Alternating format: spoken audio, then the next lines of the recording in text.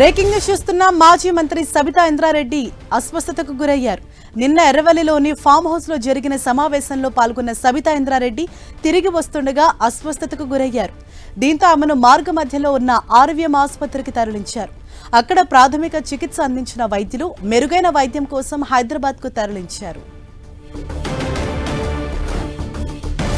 మాజీ మంత్రి సబితా ఇంద్రారెడ్డి అస్వస్థతకు గురయ్యారు.